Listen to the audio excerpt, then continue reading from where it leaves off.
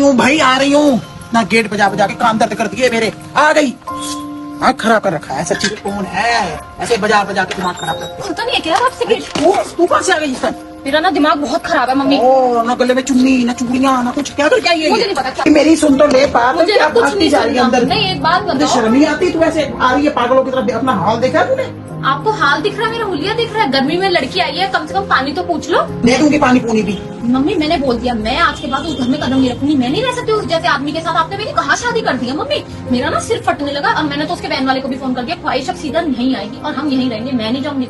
मेरा जो भी सामान है ना इस हफ्ते के अंदर अंदर लेके आना, बस। मुझे नहीं पता, मेरा दिमाग खराब हो इतना गया। बड़ा डिसीजन लेने से पहले तूने मुझसे या पापा से पूछा है? और दूसरी बात, जब तेरी हमने सगाई करी थी तब तो तूने बड़ी गप्पे मारी, तब तो तू घूमने भी चली गई उसके साथ, तब तो तू बड़ी तारीफें करती थी, आदमी बड़ा अच्छा है मेरा। और अब तेरी शादी को कितना टाइम हो गया और उसके बाद कभी शिकायत नहीं मिली, ससुराल बहुत अच्छी है। और वन सवल्ले तूने कपड़े पहने, वन सवल्ले तूने ऐसे करी, कोई खाने की कमी नहीं, पहनने की कमी नहीं, कुछ रोक टोक नहीं। ऐसा कैसे अपा मच गया तुझे? हाल करके तू मेरे घर में मुंह उठा के आ गई। मैं भी कह रही कोई रोक टोक नहीं है, कोई मेरे ससुराल में कमी नहीं है, कोई मेरे सास ससुर में कमी नहीं है। मेरे को दिक्कत है बस मेरे आदमी से। क्या दिक्कत है? ना मेरी कोई बात सुनता, जैसे मैं चाहती हूँ वैसे नहीं रहता। वो कोई डमरू नहीं है कि तू डमरू बजाएगी तेरे हिसाब से। मर्द है वो, मर्दों की जिंदगी अपनी होती है थोड़ी सी। तो मम्मी मैं क्या हूँ फिर? मैं उसके क्या कठपुतली हूँ? जब वो कहेगा मैं वैसे करूँ। जो लेडीज होती है उसको थोड़ा बहुत समझौता करना पड़ता है, ऐसे नहीं होता है। मेरे से समझौते नहीं होते। मैं समझौता क्यों करूँ?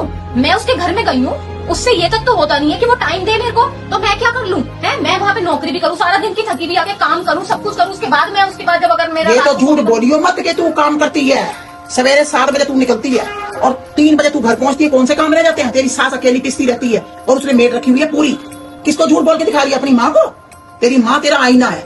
मैं वो उन माओं में से नहीं हूँ जो अपनी लड़कियों के घर बर्बाद करती हैं और शह देती हैं। जैसे आई है ऐसे उनके पैर भगाऊंगी, पानी भी नहीं दूंगी। उठा अपना सामान और निकल। मेरा घर नहीं, अब नहीं। आप आगे दो, आप आगे डैडी को, मैं उनसे बात करती हूँ। डैडी का डिसीजन भी मेरा ही होगा, जो मैं कहूंगी वही होगा इस घर में। मैं अपनी लड़की को अपने घर में ब्याई हुई है और बच्चे की माँ को अपने घर में नहीं रखूंगी। आप मेरे को उस आदमी के साथ कैसे बांध सकते हो? मैं और वो उस आदमी हो गया जब तक वो तेरे को घुमाता फिराता, मुझे करवाता है, खर्चे करता है। तो करेगा नहीं, शादी करिए, कोई भाग नहीं। फिर कैसे वो बन गया गलत आदमी? थोड़ी बहुत तो मियां बीबी की नोक झोंक होती रहती है, इसका मतलब ये होता है कि मुंह उठा के माँ के घर आ लो।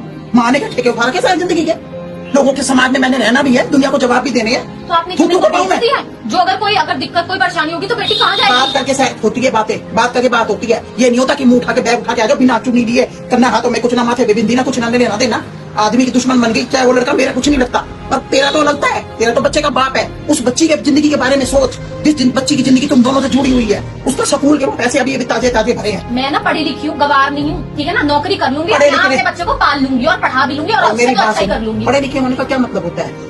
पढ़े लिखे होने का क्या मतलब है कि अपने अंदर ईगो भर लो?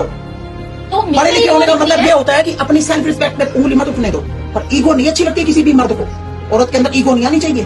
तेरी माँ ने सारी जिंदगी तेरे बाप के साथ काटी है पर मैंने ईगो नहीं करी। हाँ, अपनी सेल्फ रिस्पेक्ट पे भी कभी मैं क्यों झुकूं? हर बार मैं ही क्यों झुकूं? इसमें झुकना क्या होता है? पति पत्नी एक कमरे में रह रहे हो, वो कभी वो बनाता है, कभी तू बनाती है, कभी तू झुक जा, कभी वो झुक गया, बस। क्या हो मैं गया? 100 बार झुकती हूँ ना, तो उसमें से वो बंदा 50 बार भी नहीं झुकता, वो झुकता होगा 40 बार। तो 40 बार तो झुकता है। वो मर्द भी होते हैं जो छित्तर मार के घर से निकाल देते हैं। तू तो खुद घर छोड़ के आ गई, भरी थाली को मार के लात आई है तू वहाँ से। गहनों में उन्होंने लगा रखा है तेरे को, अच्छे से अच्छा कपड़ा तू पहन के हर महफिल में तू सजी पड़ी होती है। पार्लर में तुझे मना नहीं, कहीं आने जाने की तुझे मना नहीं, स्कूटियों में तू ऐश कर रही है, मौज गाड़ियों में तू घूम रही है। और क्या चाहती है दुनिया में तू? तेरे तलवे चाटे पैर के नीचे बैठ के वो मेरे घर से निकल रहे, मेरे घर में जगह नहीं, अपना बोरी बिस्तर उठाओ, निकलो यहाँ से। ऐसी माँ नहीं हो मैं जो लड़की को शायद तू उछलती फिरती आई है मेरे घर में। तू एक दिन नहीं रखूंगी, चाहे मेरा बेटा नहीं है तब भी नहीं रखूंगी। अगर मेरा लड़का नहीं है ना, दो मेरी बेटी है, मैं तब भी नहीं रखूंगी तुझे। वो बेटियों वाले घर में ऐसे काम नहीं होते। वो माएँ और होंगी जो गंदे संस्कार देती हैं अपनी बेटियों को, वो मेरे बस की नहीं है। मैंने लड़की का घर बसाना है, उजाड़ना नहीं है। तमीज से रहियो वहां पर और उसको दमाद को भी समझाऊंगी कि वो भी तेरी इज्जत करेगा पूरी की पूरी। उससे भी बात करूंगी आज, या तो मैं उसको बुलाऊंगी या मैं उससे फोन पे बात करूंगा। पर मुझे तमाशा नहीं बनाना, घर नहीं खराब करना, ना मुझे बच्चे की जिंदगी खराब करना। बच्चा वही रहेगा, नहीं पड़ेगा। ये मेरा राज इसी तरह निकल ले मेरे